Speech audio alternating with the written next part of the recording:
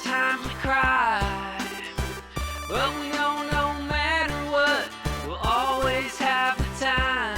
Talk about the wastelands, talk about the Lord, talk about surviving radiation storms, talk about the doubts, talk about the fears, talk about the game we all love. It's Fallout through the years. That Fallout show.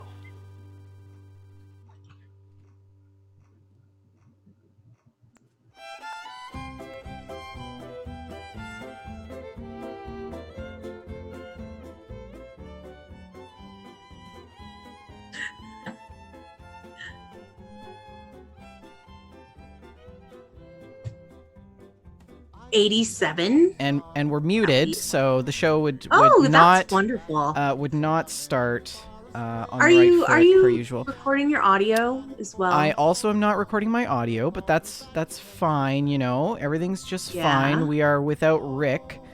So naturally these things will happen. Rick, we miss him. He wherever he is out in the wasteland, venturing out on a mission. So he sends his regards to everybody and says to behave on the show tonight to Shaline, particularly. No NyQuil this time, Shaline, or No NyQuil this time. I might cough a little, but like I wanted to be in control of my faculties this week. So. And we have all of our lovely listeners in the chat with us this evening. Welcome to everybody coming into the stream. If you are here for the first time, welcome. We love you already, you beautiful people. If you are coming back and joining us once again after a long and hard-earned week of hell, probably, maybe, I don't know. Welcome back to the show. Share us on social media. Don't forget to host us right now while we're live. It gets the rest of the show out on the Twitch community. And tell your friends, you know.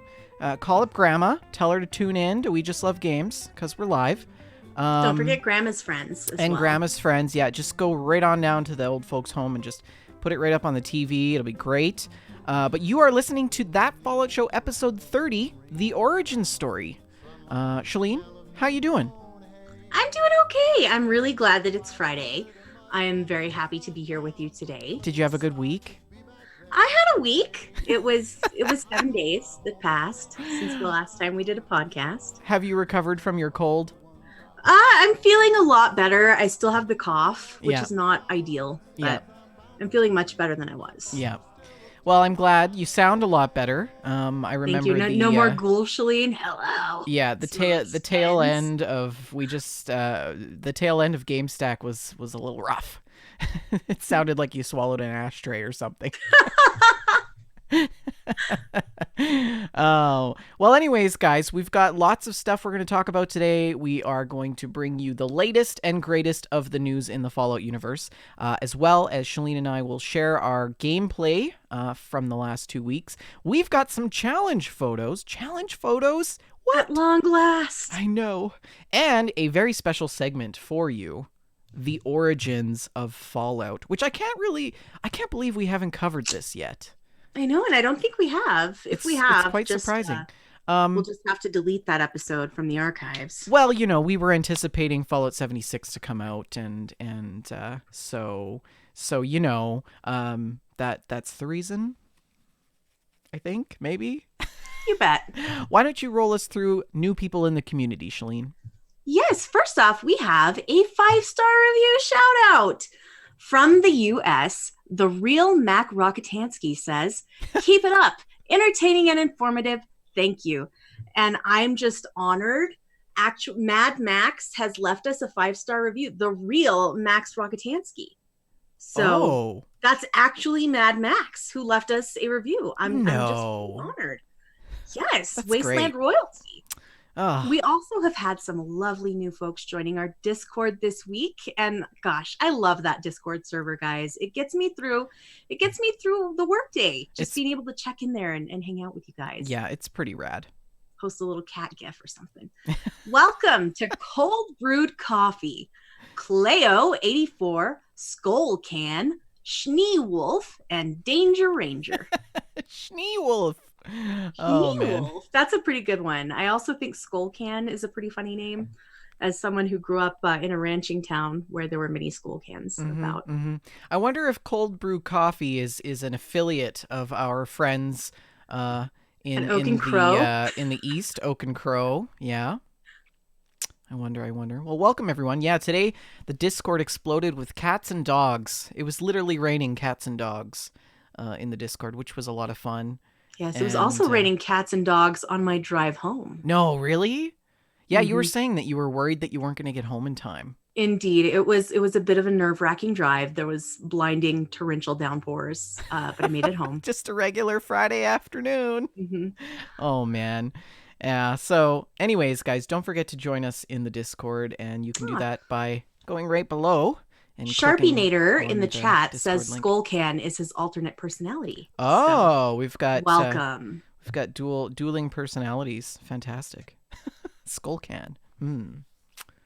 Well, I suppose we should get rolling into our news. If you like news, you're gonna love our next segment. In the words of Rick, what happened in the world of news this week, Shaline? A lot of things, Rick. A lot of things. Oh gosh, vendor. It's a reflex. It's a reflex. I've been doing this for like 90 episodes. So we're gonna start out with a little chat about some more Bethesda merchandise problems that happened. Okay. Just, I'm listening. Go on. Just what they needed. So, power armor helmets were recalled due to mold. Yeah, it was not great. There was a lot of misinformation about this when the story broke. People were saying that it was the power armor helmets from the Fallout 76 Collector's Edition, which was not true. These were power armor helmets that were specifically sold by GameStop. And just a bit of commentary from Joseph Tao, our news director, before I drop into the article. And I really appreciate, I don't know if you noticed this, but it was so thoughtful. Joseph started listing on that Fallout show weeks, he started listing the Bethesda news at the top of the news drop email instead of at the bottom, which I thought was just really That's nice. I also really enjoy when he adds his commentary. You know, it's like he's here on the show. I feel it. Do you feel it? I do. I feel it right there in my heart. Now that we've thoroughly embarrassed Joseph Tao, we're just going to read this bit of commentary from him.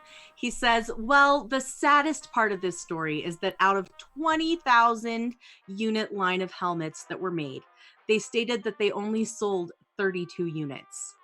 So that's only 0.16% of all the helmets created that were sold. So it will be an easy recall for the worst reasons.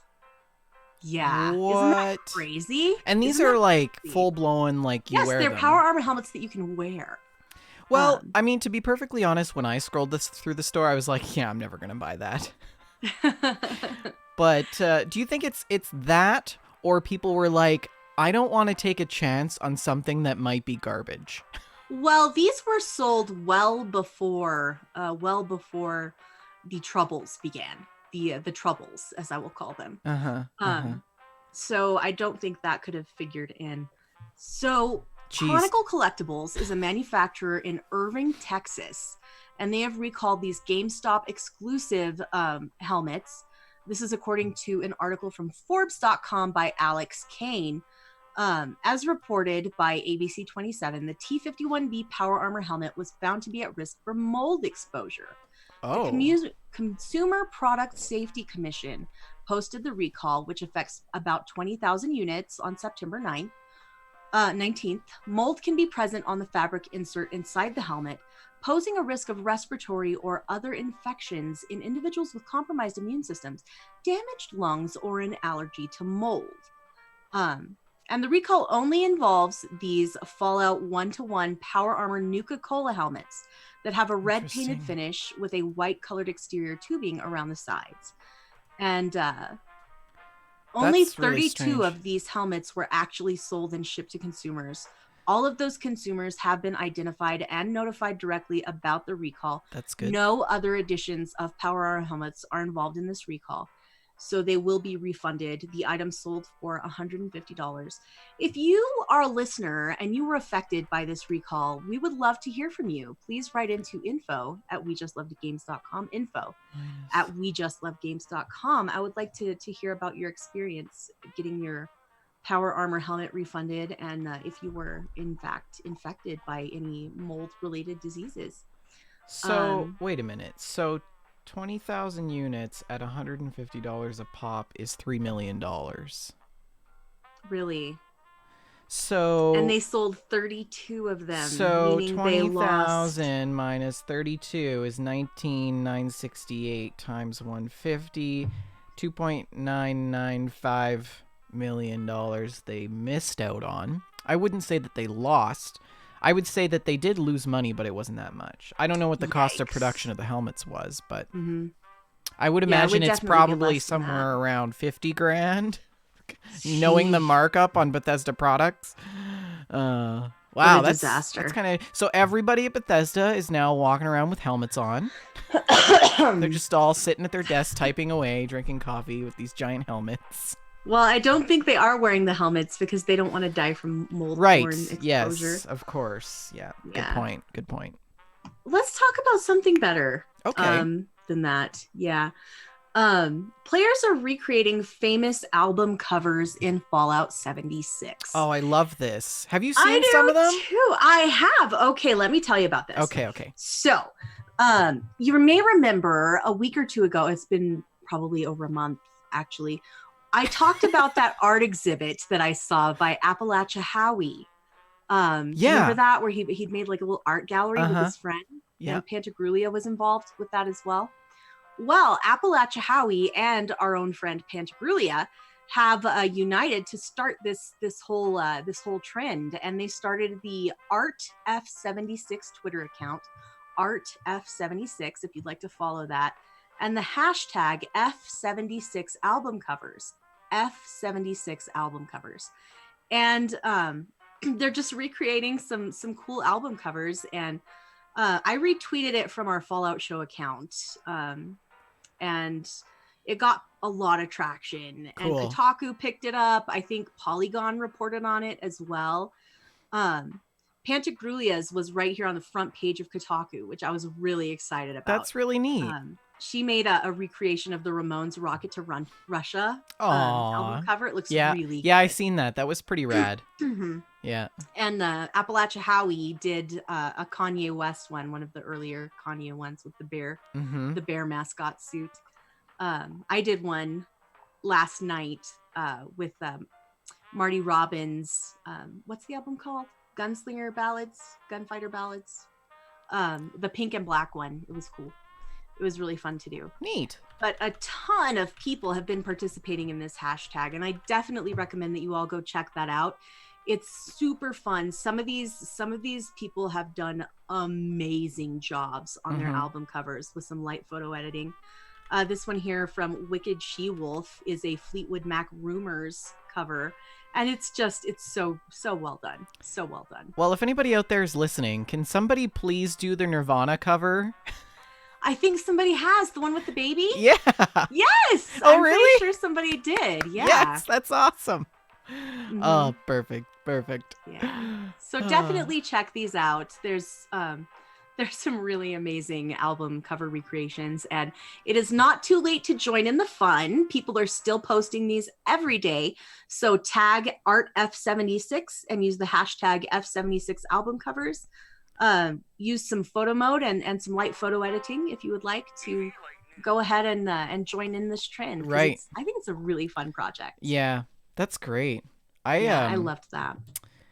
So you did a cover. I think I missed what you had said. You had done. Yes, it's Marty Robbins, the Gunfighter Ballads. It's called Gunfighter Ballads. I don't know. It's on my Twitter right there. I did. I wore the Sniper Starlet outfit on my female character, and I just deleted Marty Robbins and just added myself right onto there. It's great. That's just wonderful. Yeah, it was really fun to do. I made that my little project of last night. So Oh, that's so good. I most enjoyed that. Oh man. Well, guys, we anticipate your album covers. Share them with For us. sure. Hmm. I was really proud of Pantagruelia for getting so much exposure and attention to her little project. Yeah, it's really nice to see one of our own. Yeah. You know, just growing up. She's so great. She deserves good things. Yeah. So,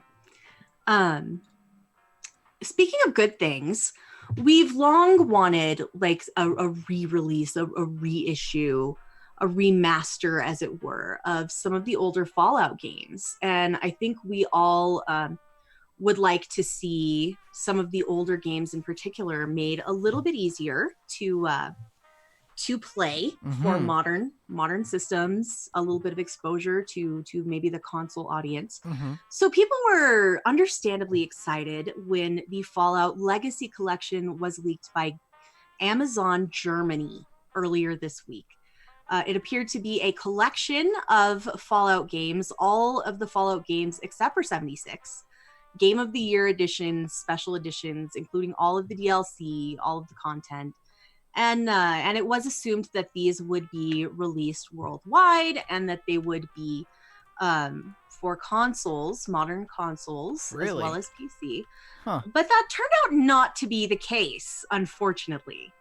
Okay. The Fallout Legacy Collection includes Fallout, Fallout 2, Fallout Tactics, Fallout 3 Game of the Year Edition, Fallout New Vegas Ultimate Edition, and Fallout 4's Game of the Year Edition. Oh. And it is releasing on the 25th of October in Germany and the UK for PC only.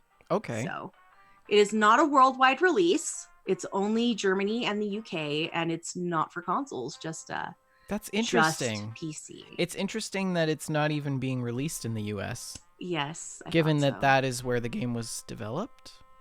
And And that I would be know like that the biggest Fallout demographic of has- sales. Fallout has many fans all over the world, of course, but it's so heavily based in that Americana. I don't know. But if you haven't played those earlier games and you live in Germany or the UK, I highly recommend that you pick them up, check them out. Oh yeah. Fallout 3 and New Vegas especially are games that are near and dear to our hearts. here at Yes. That Fallout show. Mm-hmm. But I was bitterly disappointed that this I was really hoping that it was going to be some kind of a remaster and I could get the Fallout 3 achievements again on Xbox for fourth time. Or perhaps a Switch release. I really think that the isometric Fallouts especially would be such a good fit for the Switch console. I would love to see those ported to the Switch or even to mobile devices. Like as a tablet game, I think they would really work. Yes, I happen to agree with you. Yeah, and I think that... Yeah, why hasn't Bethesda done that? Because they don't own the rights to those games. They do. They do? They do. They own the rights to the entire franchise. To the original games too? Oh, Mhm. interesting. Yeah, they purchased them. Because like So. they would make a killing. Just Please, Bethesda. just taking those existing files and just polishing them up a bit, We want blowing to the give you dust our off, money, Bethesda. and yeah, Bethin turn, you hear us. We want to give you money. Fascinating. Oh, dear. Thanks for sharing that. Yeah, We'll see what I- happens. It was a disappointment for me, but we'll see. I don't know. I guess it's a good thing because I don't need to buy games that I already own on multiple platforms. Truth. Oh boy. I mean, how many different versions do you own? I don't want to talk about it. Okay, next time on the show, I want you to tell me how many different Fallout games you own Ooh, I don't. across the franchise. Go and count. This is going to be a big number because I have like GOG versions of the ISOs and Steam versions of the ISOs, and then I have Fallout 3 and New Vegas on PC, 360, and PS3, and I think I also have digital versions on Xbox as well. And I have 3 versions of 4 and 76. I'm so embarrassed. Hey, you know what? Joseph Tao is probably like, well, I have 3 copies of each for each console, and then I have 3 more in my safe, and Yeah, a couple stored at my aunt's house. I have a copy of 76. I think that's still in its shrink wrap. Yeah. Interesting. Well, that's fascinating. I've got Fallout 3 New Vegas on PS3. Then I've got Fallout 4 on PlayStation 4 and PC. Oh, I also have New Vegas on PC as well. And then I've got Fallout 76 on PC, but that's it. That's it. Mm-hmm. You can tell, like, in the trajectory of my game purchases is, like, my transition to PC gaming. And I'm leaning more and more towards PC myself lately. Yeah. It's just easier to play with people, you know? And the graphics. The graphics are so good, especially on my Yeah. new PC with my spiffy monitor. We are in desperate need of a new console somewhere, someday. But we'll see. Discless. I don't know. Discless. How do you feel about discless? Well, I have mixed feelings. Like I like the idea that that you don't have all the clutter of boxes, you know, and cases and physical games. But at the same time, I'm growing very disturbed by this trend that we're seeing of games being removed from digital storefronts. Right? You know, the thing with games, with digital games, is that you don't own them. Yeah. You own a temporary license to play them. Yeah. You do not own your digital games. And Yeah. I find that troubling. The older I get more curmudgeonly about it. Well, and the thing is like, how meta would it be if we had an apocalypse and we lost access to all of our post-apocalyptic games? That would be I don't know. devastating. I don't know if I would like weep that. Bitter tears. Bitter radioactive tears. Oh boy. Makes one want to just like crawl inside a vault, you know? Indeed. I would like to go inside a vault as well right now. And let's go inside the vault, Fender, because Bethesda released an Inside the Vault. Oh, okay. Project Maybe. Clean Appalachia Updates is the subtitle of this Inside the Vault article. If you are new here, then you will be glad to know that Inside the Vault is what Bethesda titles their series of weekly updates. These drop on Thursday mornings. Okay. So just to read this little introduction, the wasteland has been wild these past few weeks, with scorch beasts dropping from the sky and another of Graham's famous week-long cookouts. But we're not slowing down yet. Project Clean Appalachia is entering its second half with a limited time Purveyor Mystery Pick event this weekend, as well as new community challenges and rewards. We're also asking for your feedback on Project Clean Appalachia so far. So they did update this story on October the 3rd, yesterday. There were some reports from the community that melee weapons purchased during this mystery pick were only giving certain legendary effects for legendary weapons, and it was a little weird. So instead of keeping this option available, they decided to replace it with a 25% off sale event instead. So you can get some deals, and they will bring back the mystery pick at another time when this issue is corrected. Huh. All right. Meat Week has ended. Meat Week ended on Thursday. Man, I didn't even get to Yes. participate this time. I'm so sorry. Yeah, you did some of it though. Hey, you're going I to share played that a with bunch us of later? Meat Week. Yes, I'm excited Okay. to talk about it. Yeah, I had a alright. very meaty week of meat.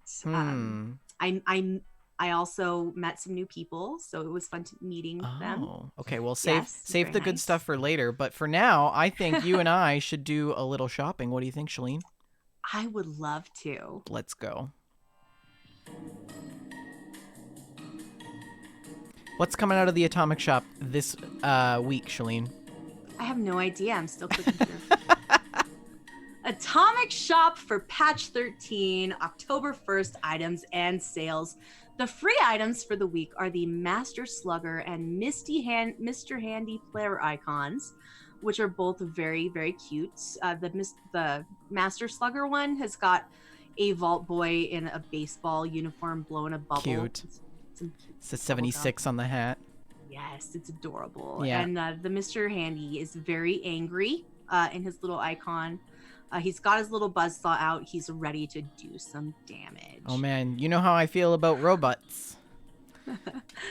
And the curly bun hairstyle and Scorch Beast player icon that were unlocked by completing Project Clean Appalachia are still available Okay. until October the 21st. So don't forget to log in and claim those. You're going to love the hair. Vendor, you haven't played with me, have you? Jim Justice looks so good in the hair. He looks really nice in it. Yes, you're going to be impressed. I'm excited. And some limited time offers are also available. Adorn your favorite hunting rifle with the new Blackbird paint to give it a sleek and stylish look while you're on your next foray in the Appalachia wilderness. And it looks gorgeous. I don't know if you have this article open, but it's a very spiffy black and red paint I like job. the red accents. Very nice. And it matches the Blackbird power armor that was previously available. Okay. The Waster Raiders are still looking for new recruits, the article says, and you can join their ranks by picking up Waster Raider items. And we've got this spiffy backpack and this very wicked weapon skin, some power armor. It's very, very cool. There is a Wild Appalachia Pose bundle that's already gone. Never mind. Raider Waster Power Armor Paint is available until October 15th. You The pulled Raider Waster Outfit until October 15th. All of these are available until October 15th. The Raider Waster 50 cal skin, the Raider Waster Tire Backpack, the Raider Waster Pip-Boy Paint, Raider Waster Flags, and the Raider Salute emote. I really want to know what that emote does. It doesn't show you in any way what the emote does. I wonder if it's just like a regular, just a salute. Do we not already have that?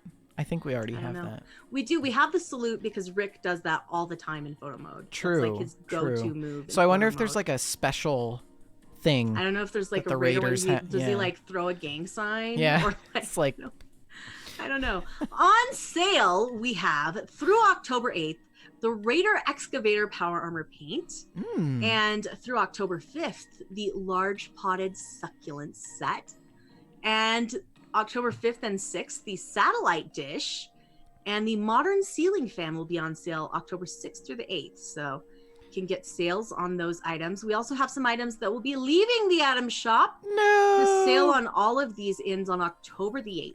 Oh. The Nuclear Winter Pose Bundle. I picked that up on Xbox so that I can have some fun photo mode poses. Oh my gosh. I really enjoy photo mode There's so many poses. on here that I love. The The scientist. Fez hat. Oh my god. The Scientist outfit. No. Wood inlay lever action rifle paint, and that is a gorgeous, gorgeous lever action rifle skin. The Wiffle Bat skin, the Mothman camera, the flashlight photo mode pose, the chic photo mode pose, the tough girl photo mode pose, hot rod power armor station, dark wood floors and foundations, cement tire wall set dartboard, nuclear winter poster set, Vault Boy Lawn Gnome, Modern Metal Door, Mini Nuke Planter, and the Unstoppables Bed are all on sale for up to 60% off. So definitely check those out if you're interested. That's what we have. It makes me really sad that if you don't buy them, they're gone forever. Like, do they ever bring these things back? I don't know. Like, I don't know. Mini Nuke Planter? I don't know. It's just, I think what I would really like is the ability to unlock these things through quests and stuff. I would like that as well. Yeah. The Atomic Shop, I mean, it's really cool that they have all this stuff, but I just am so bothered that I have to pay for it. Yeah, I understand. Yeah. Do they have anything new, though? I've read them all. Oh, okay. Oh, right. The bloodstained Yeah, refrigerator we're and We're done. stackable. The tires look cool, though. I like the tires. The tires do look cool. I Yeah. like the tire backpack as well. Yeah. Huh. Neat. All right. Well, that's Atomic Shop for you this week, guys. Why don't we get right into our gameplay?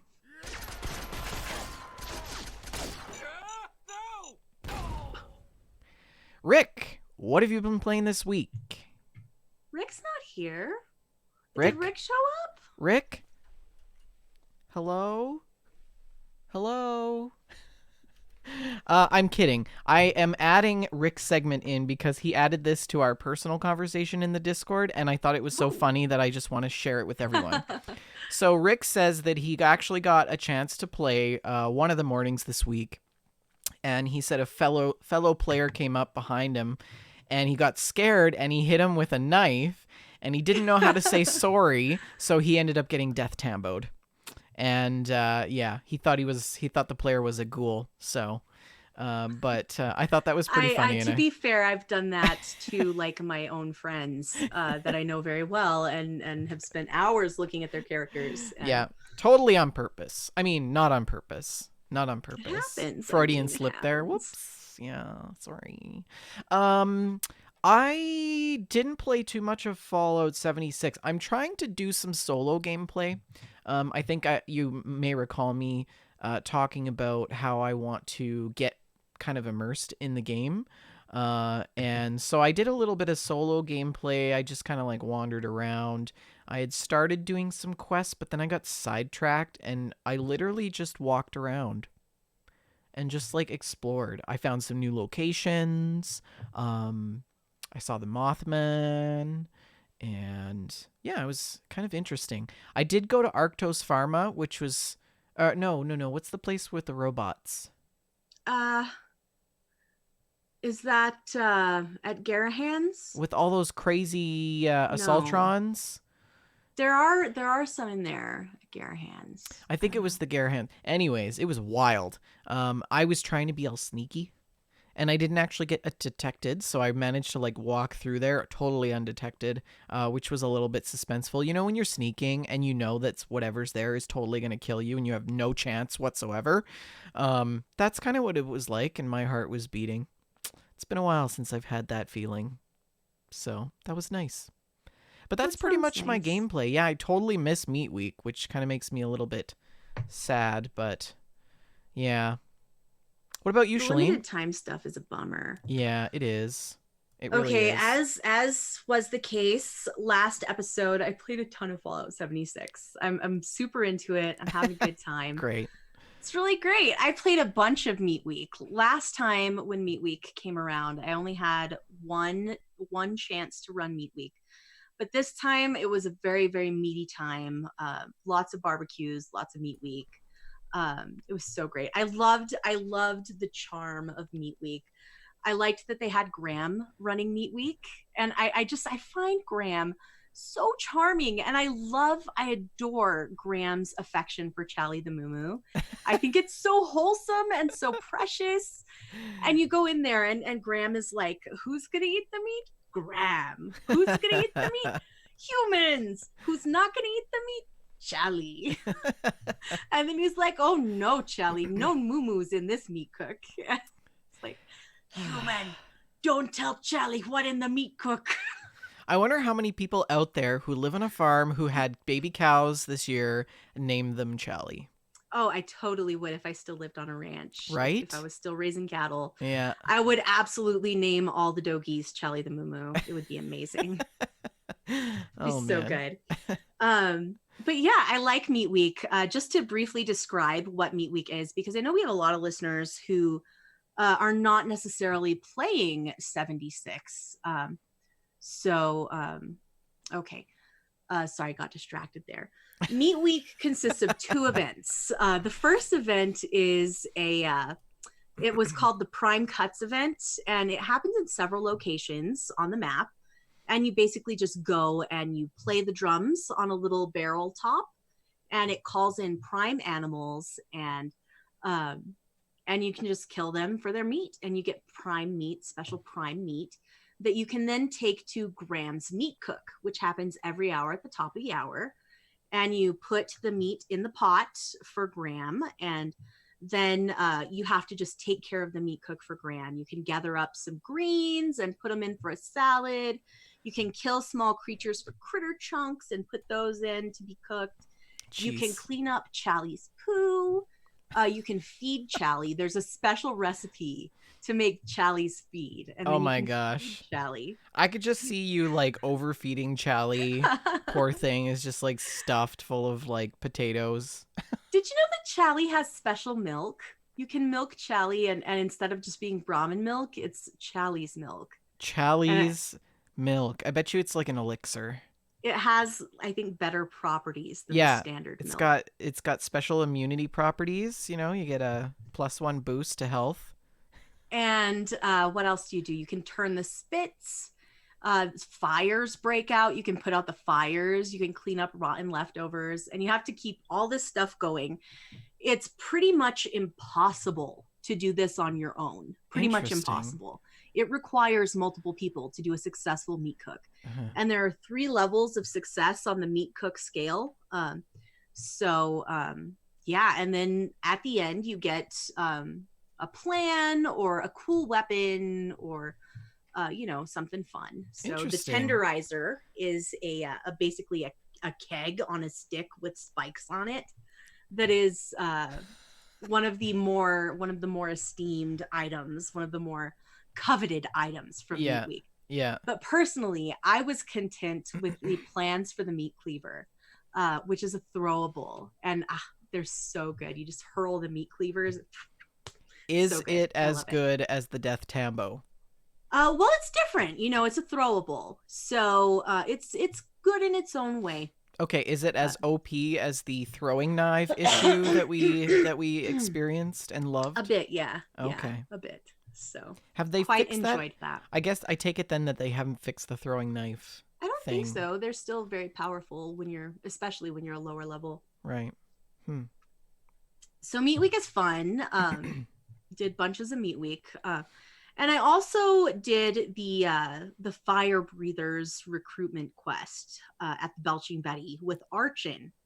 And that was a fun time. My Jim Justice character had not done this quest yet. And I thought, well, it's this cleanup Appalachia event. We need to kill these scorched, and where they're scorched in the Belching Betty. Let's go check it out. Yeah. So Archon's like, okay, he'll come along, and we go into this mine. And I don't remember. I don't know if I've talked to you about this before, but the Belching Betty is probably my favorite location in Fallout 76. It gives me some of those same feelings that the glowing sea did in Fallout 4. It's just it's different, and it's scary and pretty, and I quite enjoy it. So I was really excited to go back into the Belching Betty. I put on my little Fire Breathers outfit. I was all excited going in mine.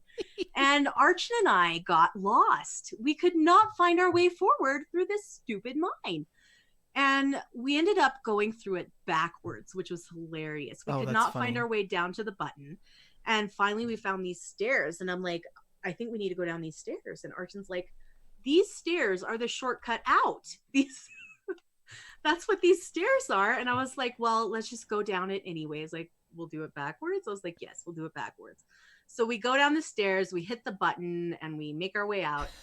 And it was so funny. I was talking to him. I was like, Archon, I really think they nerfed this event too much. Like, I know they were wanting to make some of the earlier events a little easier for beginners. Okay. But this was so easy. I remember really struggling when I played through it by myself on my Xbox character. Yeah. And this just seemed so easy. And he was like, well, I was in the front. So he's rolling through this mine, killing all the scary things before I get there. It was hilarious. And there I was just thinking I was doing a good job, but no, there you go. Like level 5 enemies for me. Good heavens. So it was very funny. Gosh, it was so good. Okay, I have another Archon story. All right. Really okay. funny. Okay, hit me. Hook it to my veins. Yes. Playing with Archon is a different experience than playing with other people, right? Like, he plays games on a different level than us mortals do. Yep. And gosh, it was so funny. We were doing that event for Boy Scouts, the one where you have to collect the bug parts. Okay. The repeating event. Yes, I love that one. Yeah. And I'm like, sure, yeah, we'll do this event. And he's like, okay, there's some rad roach meat in the closet if you need it. I'm like, okay, thank you. I apologize for the hype train outside. Yeah. Yeah. Now that the air conditioner's gone, the train no longer has to be upstaged. Yeah. So I pop in to the closet, I grab the rad roach meat, and Archon's talking to the scoutmaster, and then he's like, okay, did you turn in your bug parts? And I was like, but we haven't gone to get the bug parts. We need to go get the bug parts before we can turn in the bug parts. We haven't left the cabin. And Archon's like, oh, I keep a set of them in my stash all the Of time. I have like course. 5 sets in my stash all the time.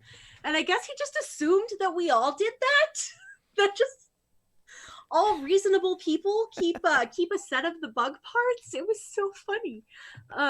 So he's like, can I go get you a set of bug parts? I was like, okay. Oh, that's wonderful. That's It was too funny.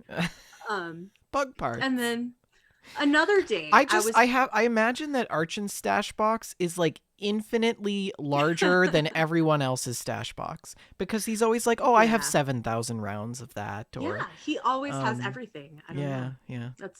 That's like my handbag IRL, just Yeah. anything anyone Yeah. around me needs. Like, hey, Exactly. do we have a Tylenol? Yeah. I have a Yeah. Tylenol. Canoe, Yes, I've got that. blowtorch. Oh man. Oh, By my the way, goodness. Sharpenator in the chat says, "Wait, the stairs are the way out? My whole life is a lie." So also claiming that they have done it the other way around. So don't feel Well, bad. that makes Shaline. me feel a little better Right? about myself. Yeah. We got so lost. I was playing by myself the other day as well. And I was trying to do Meat Week. It was on the Xbox, I believe, or was it on? No, it was on PC for sure. And I went to do one of those Prime Cuts events, the one in the Mire. Uh-huh. And the one in the Mire, the final boss is a level 100 Mirelurk Queen. And no one showed up to this event to help until the very end when the Mirelurk Queen was there. I really struggled. I finally killed all the gulpers. I was like fighting through. It was going okay. And this Mirelurk Queen was just like killing me with one little swat of her leg. It was terrible. And this other person showed up and I was like, thank goodness, help. Because that other person was like level 187. Yeah. And they sat there and played the drum on the barrel while I died over and over again. Playing your death song. Exactly. They were playing my death song. And then Archon jumped on and I told him about the terrible, terrible disaster I'd had. And the Prime Cuts event started again. He's like, well, let's go back and do that event that you weren't able to do. And I'm like, yeah, it'll make me feel better because I can, go back in and beat it. Mm-hmm. And we went back and we had to kill the Mirelurk Queen twice because the one from the previous attempt was still there. She hadn't left. Oh. So we had to kill her and then a new one spawned and it was a disaster. It was just pandemonium. Boy. Yeah. I also visited my Xbox character as well. I wanted to run a bit of Meat Week on there. Right, as and you do. I finally managed to meet up with Andrew. That was great. Go ahead, Andrew. Okay, Andrew from Fallout Feed. Andrew from Fallout Feed. We'll have to shout them out in a moment. But I just wanted to ask you, please remind our listeners which character your Xbox character is. Yeah, she's just a lady. Her name is Shaline. She happens to have many similar facial features to myself, very creatively. So she's very beautiful, is what you're saying. Yes, she's quite fancy, very elegant. She wears a fruit hat. Mm-hmm. She flies around just by batting her eyes. Yes, indeed, with her magnificent eyelashes. And but I got on and Andrew and I have been trying to play since Fallout 76 launch. And of course, Andrew is the host of the Fallout Feed, which is another Fallout podcast that you should definitely go check out. We've been friends of theirs for quite a long time now. And I had him on my friends list, but we never could see each other. And we had such a struggle finally getting each other added as friends. It was such a disaster. Yeah. I finally had to delete him from my friends list and then add him again because he was unable to find me. He was unable to see me. It was very weird. But I did finally run into him at Meat Week, and that was really neat to finally get to see Andrew in game. Right. And then I popped back over to my camp because my shotgun had busted. Uh-oh. I needed to repair my shotgun. And I found there Binyanik. Oh. Yes. I'm so jealous. I know. Binyanik and Jen, who is Gene the Pirate, the Dread Pirate Gene on Twitter. Yeah. Yes. And it was lovely meeting them both. I was trying to do sign language because I couldn't get a party invite to work. Xbox was a disaster for me this week. It was not working well. The user interface Well, was were you not. still able to kind of traverse the wasteland Yes, with them? I was just trying to take a picture with them at first. I wanted to take a picture under my slide, so I was like, "Come here, guys." Yeah, let's yeah, take a yeah, yeah, picture." yeah. And then finally, I managed to get the voice to work, and Jen had to go. But I played some Meat Week with Ben, and it was really fun. That's it was so nice to have the wonderful. chance to hang out with him. He's such a good guy. You know, it's really So. nice, Shaline, to be able to, one, run into people that listen to the show in the Fallout Mhm. universe. I think first and foremost, that is super cool. It says that, the show is pretty mainstream, and that it's growing. And so, if you guys ever find us in the wasteland, stop by, say hi, and sometimes, Xbox disasters will occur, so we aren't purposely ignoring you. We're just having technical difficulties, but it's really cool to be able to play with people. Like, I had played with Bit Trash Riot a couple times. Super chill guy. It's unfortunate that we're in like totally different time zones, so it makes it a little bit difficult. I basically have to be on at like 8 a.m. to be able to play with him. And Euro friendly times. Yeah. So, but it's really cool that you got to connect with them. We should. Yeah, it was really cool, and I felt really great because I've been in like a better state of mind lately for playing with people. Yeah, and it's tough, right? Because you I've got to talked be. before about. I've been open about the fact that I have a lot of anxiety issues, and I'm not always somebody who's good at talking to people. But I've been having like good mental health days, and I've been in a place where I can feel like great about hanging out with people. That's so good. That's good to really hear nice. that. Yeah, we should make a point of eventually in the future, getting just a large group of our regular listeners together for. I would love that. A little adventure, whatever that might be. I hope they get those private servers up soon, because I would love to have a server that was just filled with strictly We Just Love Games folks. Right. Yeah. Wouldn't that be special? And what's even more interesting is that you guys are putting up your billboards and people are coming to the show. We've had a few people pop in and say, "Hey, I found about your show while I was like wandering the wasteland." Like that is just so. Yes, I put my so billboards so directly over my my vending machines, hoping that people will come to check my vending machine and be like, "Oh, what's this? That Fallout show? Game Stack? I'll just Games help Who myself. Game? I'll just check that out. Let's give that a Google." Let's consult the Googles. Well, does that conclude your gameplay for the? It does. Okay. That went on and on. I'm sorry. Yeah, enough talking about you. Let's talk about everyone else who submitted game challenges for that Fallout show challenge this week. And let's just roll into it. So the challenge last week was what, Shaline? Okay, first off, by last week we mean approximately 2 months ago. Right. We 1 week is a universal time point in Fallout universe. The challenge was to create an art display inspired by Appalachia Howie's 1x1x76 challenge. Okay. And also I gave an extra credit assignment asking for an essay talking about whether or not it was cannibalism to eat a ghoul. And that's going to come up later as well. Okay. So this first challenge post comes from our wonderful Pantagrulia. She says the bunnies at Camp Lapin heard at that Fallout show was looking for some camp art for this week's TFS challenge, so they had me take this pick. We apparently have some performance artists in the bunch. Camp Lapin at Fallout, #Fallout76.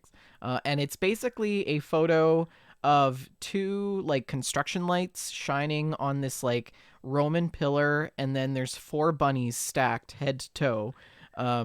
Yeah, it's wonderful. I love Pantagruelia's bun stacks. Yeah. What's this next one? Want to take that one, Shaline? Okay, this one's from Sore. Sora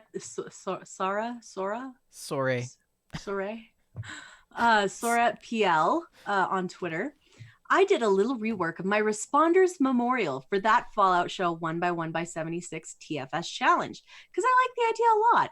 Shame I can't force my responder ranger to look like a proper guard of honor with musket in hands. And this is a really neat display that he did with some American flags, and I like it a lot. I think it's good. Yeah, I like it. I like it. I like the 3 chairs just facing it. Yes, so you can sit there and you just know, like view it. It's like a yeah, museum, just you know. You just get sit. yourself into a solemn state of mind Right? and think about the sacrifices of the responders who died saving lives. Nice touch with the responders frame too. Well done. Mm-hmm. This next one comes from Matt Crumbly. Mr. Crumbly says, my museum dedicated to John Caleb Bradburton's masterpiece, Nuka Cola. Hashtag TFS Challenge at That Follow Show. And it's basically a Nuka Cola machine with 2 museum display cases on either side. Welcome home sign, and the other one is a Nuka Cola Quantum sign. And then I think he's got just a Nuka Cola girl poster lit up thing in the corner. Right. Wonderful. It's got all the different yes. Nuka Colas Sierra there. Petrovna would be proud. And this next one is Captain Bones. Shaline, go ahead. Cat and Bones says, hashtag TFS Challenge. Since I didn't enter the 1x1x76 exhibit, I thought I'd try my luck at it. I call it That Podcast Exhibit. In honor of the show my character here is clearly listening to.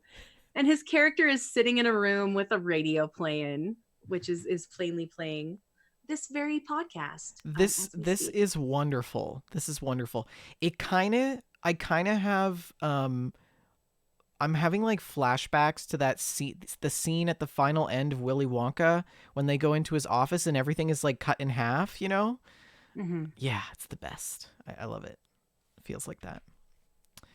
And this next one comes from Unlooted Vault, and they say maybe some more aspect ratio relevant images for the stream. Yeah, Hashtag he submitted TFS Challenge. 2 tweets, and I posted them both because his display was so cool. Okay, he did this well, at a workshop. Let's just make this a little bit bigger so we can all see.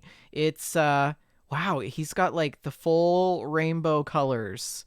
Isn't it great? Yeah, so it's like 3 different segments of wall pieces. One is like, I think he's going with a color theme. So he's got the Nuka Cola red dispenser with some sort of red plant and some red posters and a red bench. And then it progresses into yellow, which is the blast radius poster, and then the robot one, as well as the floral couch, I think it is. Mm-hmm. And then it goes into green, which of course is a bunch of plants and like succulents and things. And then into blue, where it says TFS, and then he's got the 76 Centennial posters.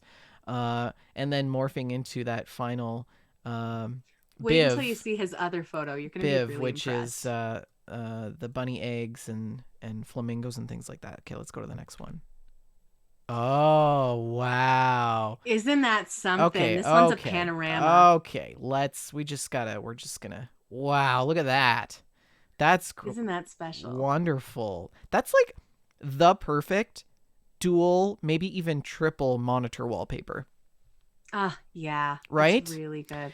So why don't you describe it, Bender, for our listeners? So it's basically Roy G. Biv from left to right. Mm-hmm. And it's in wooden building pieces, and he's got different color of lights that progress all the way across, and it's this beautiful panoramic of all of these different items in the Fallout universe that you can build with and decorate with. I think that's a beautiful concept. Very well done. I love it. And he did this at a public workshop. Oh, wow.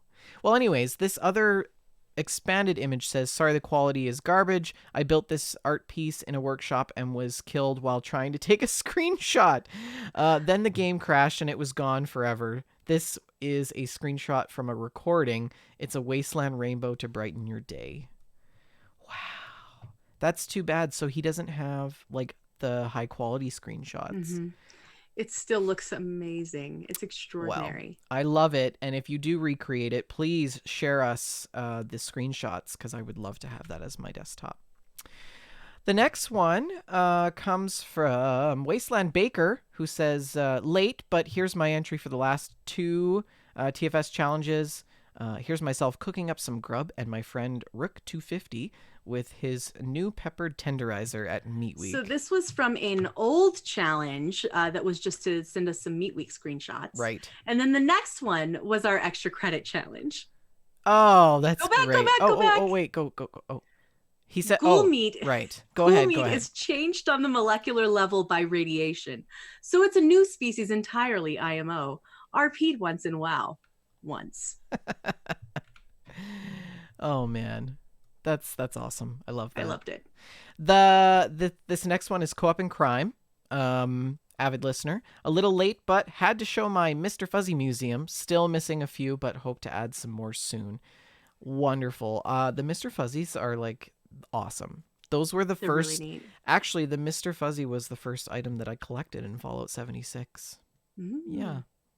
And I like her rideable Mr. Fuzzy in the middle as well. Yeah. Is it like one of those like put a quarter and it's like? It is. Have you seen those in game yet? No, I haven't. Oh, vendor, you can ride him, and it plays this song. It's like Mr. Fuzzy is your friend, and your character rides the little Mr. Fuzzy, and it's like, Oh no. All right. That's the end of the challenge. You're crazy, Shaline. it's so cute. I'm gonna have to check that out. Wow.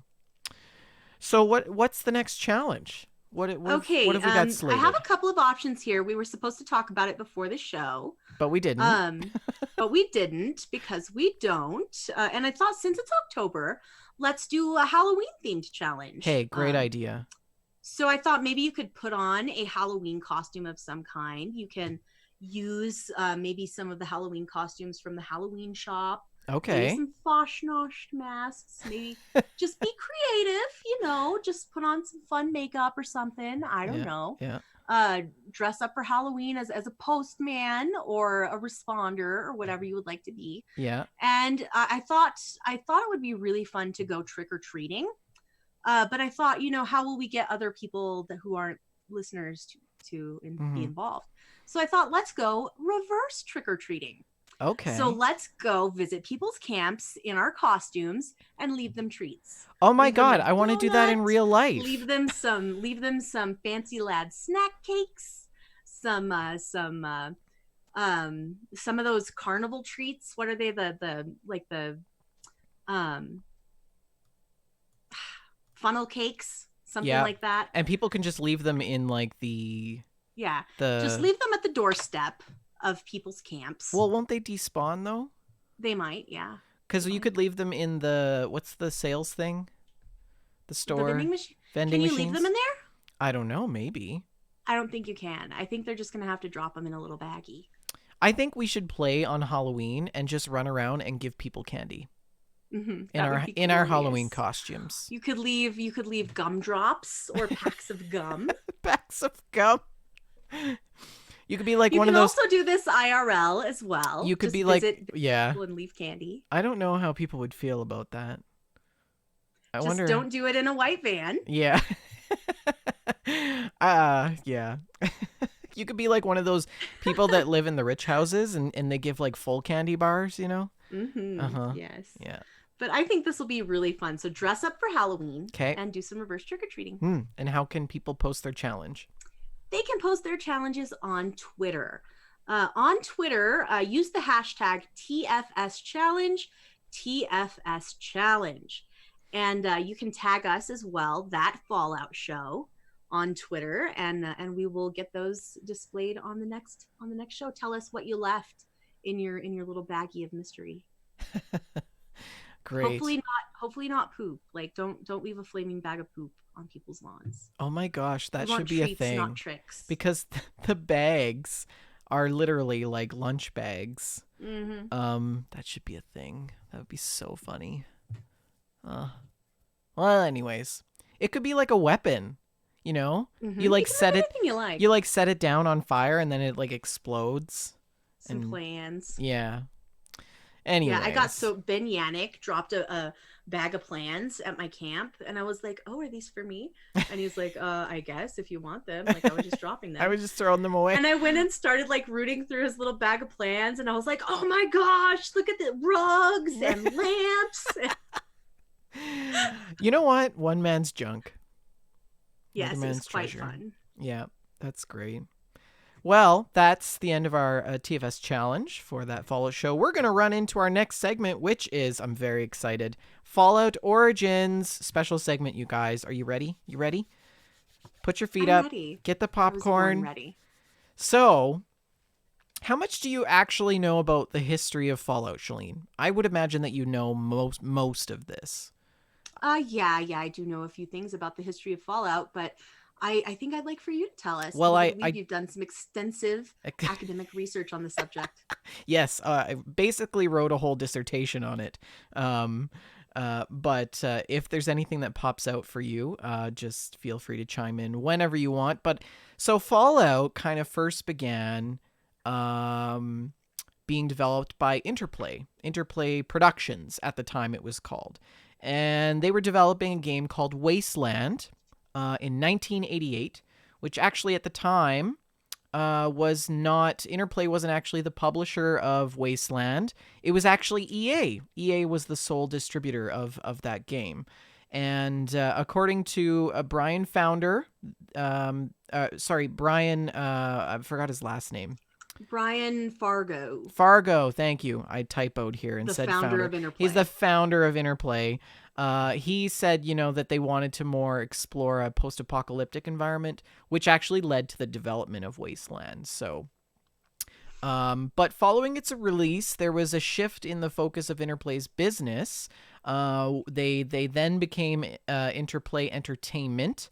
And established a new business model, leading to the company to become its own independent publisher, as well as what they were already doing, game development. So, and unfortunately, Interplay was unable to successfully negotiate intellectual property rights for Wasteland from EA, so they had to cut the ties with that game. So they decided to basically make an entirely new game, taking some of the positive elements from Wasteland and incorporating them into what we now know as the Fallout franchise. So that's kind of basically the inception of how it happened. And fast forward 10 years later to 1997-98, we now see the first emergence of our wonderful, beautiful Fallout, which is an atom punk, retro-futuristic, post-apocalyptic role-playing video game that is set in the 22nd and 23rd centuries. So it actually takes place, the first Fallout game takes place in Southern California in the year 2161, with the ever-so-popular protagonist that we all know and love, the Vault Dweller. So basically, the game starts Vault 13. Your vault is broken, and you have to go out into the wasteland and uncover or recover the water chip to be able to fix your home. So following this, you end up fighting super mutants, which was a big thing of super mutants, which is basically led by a villain that goes by the name of the Master. Fallout. The original Fallout was actually intended to operate under GURPS, role-playing game system. Are you familiar with GURPS, Shaline?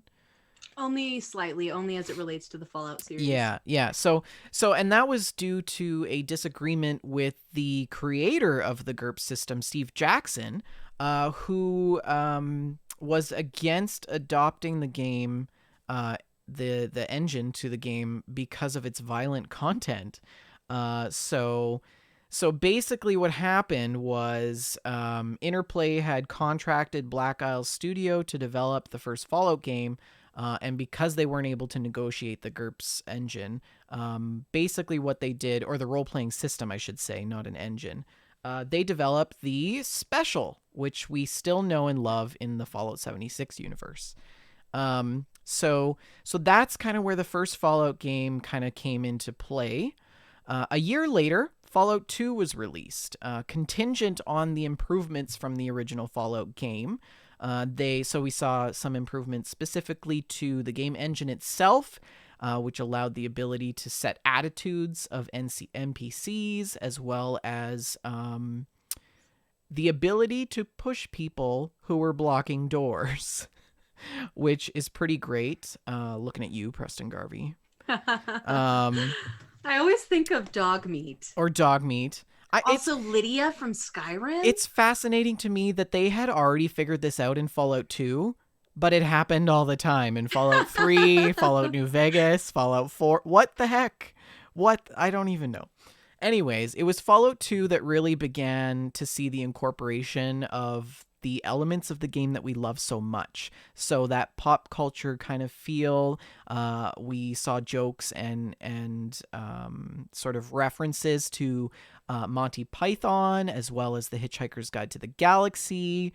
And Fallout 2 really took place 8 years after the original Fallout. So in 2169. And it centered around a descendant of the Vault Dweller in the original game, which was coined the Chosen One. And so you're tasked with trying to save your village from an infiltration from the Enclave, as well as other post-war America different factions and remnants of that Fallout. So did you ever play Fallout 2, Shaline? Yeah, I've never finished Fallout 2. I've never beaten it. Oh, interesting. But I've played several rounds of Fallout 2. Yeah. I need to finish it. I feel like we need to stream the ISOs someday. We should. Yeah, that would be a lot of fun.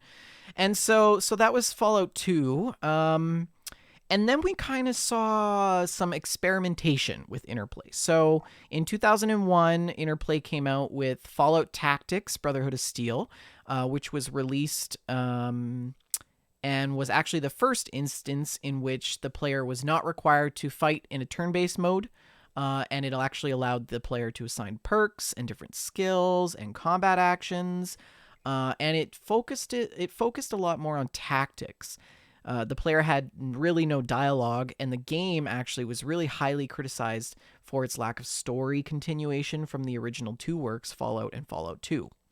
So shortly after this, in an attempt to reconcile, Interplay published Fallout Brotherhood of Steel, which was released in 2004, and it was the first Fallout game that we saw on consoles. So it actually follows the story of the Brotherhood initiate who is given a suicidal quest to find his lost brothers, yada, yada, yada. So then in 2008, we see the emergence of the much improved Fallout 3, which basically kind of, I think, was that redefining game for the Fallout franchise. Would you say, Shaline? I'm sorry, I wasn't paying attention. Fallout 3 was our redefining moment in the Fallout universe. Absolutely. Everything changed at Fallout 3. And some people think it was not for the better. You know, not everybody does. Yeah, it's true. The developers in Interplay would say so because it was developed by Bethesda Game Studios, in which the story picks up some 30 years later after the setting of Fallout 2.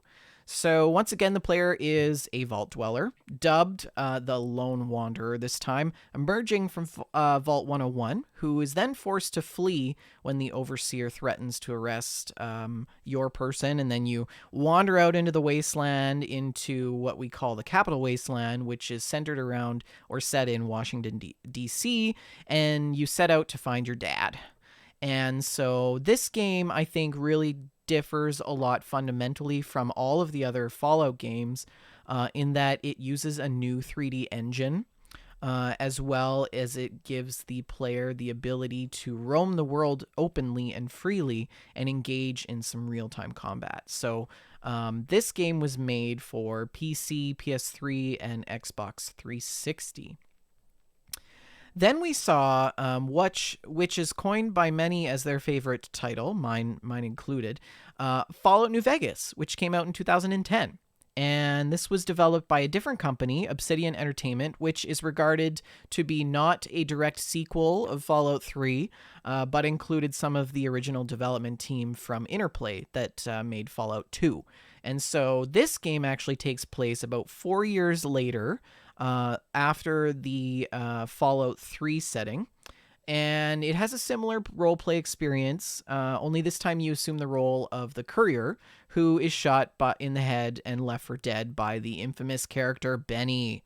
And so what you must do after Doc Mitchell patches you up is begin your journey and traverse the Mojave Wasteland in search, through peril and politics, to the city of New Vegas, in search of your murderer. And so anybody who's not played it, I don't want to spoil it, but, some terrible things happen, and it's pretty awesome.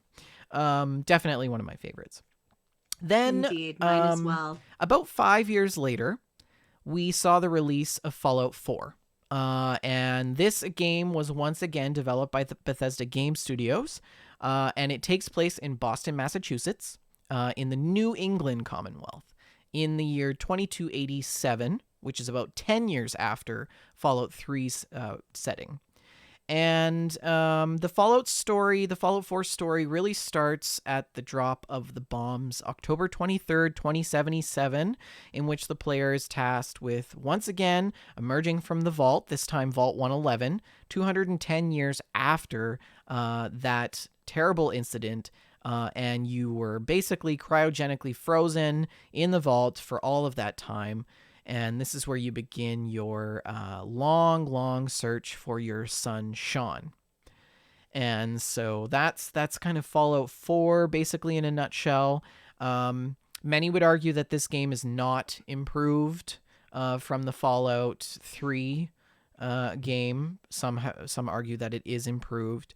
But it really is the bulk of what we see in Fallout 76 today. Which brings us to 2018. Which is the release of Fallout 76. And Bethesda was really kind of changing gears and shifting paths here in putting out the first ever online multiplayer video game for the Fallout franchise. So that's kind of the history of Fallout to date. There are some canceled games that I would like to honorably mention in passing. So I'm not sure if you know this, Shaline, but Fallout Tactics 2 was a thing. I didn't know that, actually. It was proposed as a sequel for Fallout Tactics Brotherhood of Steel, but was canceled after poor sales of Fallout Tactics. So that was a thing. Fallout Extreme was also a thing that was trying to get off the ground. It was in development for several months before being canceled in 2010, but no info on how that went down has been released. So we don't really have any information. There is another game called Van Buren, codename Van Buren, developed by Black Isle's Fallout 3 team, which was canceled due to budget cuts, and it actually forced Interplay to dismiss the bulk of their PC development team. And following this, the intellectual property rights for Fallout 3, technically, was sold to Bethesda. And that's where Bethesda kind of ran with Fallout 3. Just to interject, a lot of the concepts and design and storylines from Van Buren were reused later on by Obsidian in Fallout New Vegas, because many of the New Vegas developers at Obsidian had begun their careers as Black Isle developers. Yeah, that's correct. And Bethesda really didn't. They started production on their own Fallout 3 universe, which was entirely different from what they originally had planned. So that's pretty interesting. We also saw, or didn't see, I should say, Fallout Brotherhood of Steel 2, which was a canceled sequel of Brotherhood of Steel. And if you didn't already know, Fallout Online was actually a thing that they tried to get up in the past, that operates under the codename Project V13. It was canceled by Interplay and Masthead Studios following a lawsuit from Bethesda in 2009, claiming that Interplay had violated their agreement in transferring the intellectual property rights of the franchise. Since then, Project V13 has been revived as a new project referred to as the Mayan Apocalypse, which is once again unrelated to Fallout, but we don't really have any other information on that regarding. Have you ever seen any of the Project V13 concept art? No. Definitely Google that later, because some of that concept art is just to die for. It's just glorious artwork. Nice. I have a bunch of it in my wallpaper folder. Nice. Yeah, it's I think that just going through this is kind of like, wow, I never realized that, but I'd like to thank all of the people over at Wikipedia for providing us with this wonderful detailed timeline of the Fallout history. So this segment was brought to you by Wikipedia. Yeah, that's pretty much it. Shaline, do you have anything? Did I miss anything or? I think you covered that really well. Excellent. Yeah. Yeah, that's pretty much it. So we don't really know what's coming down the pipeline. Bethesda really has only talked about further developing Fallout 76. We can expect to see some NPCs, but there really is no talk of any future games for Fallout as of right now. But I guess we could have talked a bit about the tabletop RPG. There's also a pen and paper RPG. oh yeah, sure. Do you want to mention yeah. that? Yeah, the tabletop RPG is by you know what? I can't think of their name offhand right now, just off the top of my head. But they continue to release updates to that on a very regular basis. Yeah. They have paintable miniatures and some different things. So if you are a tabletop game fan, definitely check out the tabletop RPG. Cool. And there is a pen and paper RPG. I know less about that.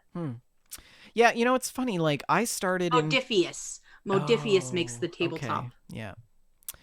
Yeah, it's funny. I started in the Fallout universe at Fallout 3, like most of us, not even thinking that there was a Fallout 2 and 1 prior. And I was like, geez, Fallout 3. But the game has been around since 1988. So, or the concept anyways. So, it's as old as I am. Of course, if you're a fan of the older Fallouts, you would probably be interested in the newer Wastelands.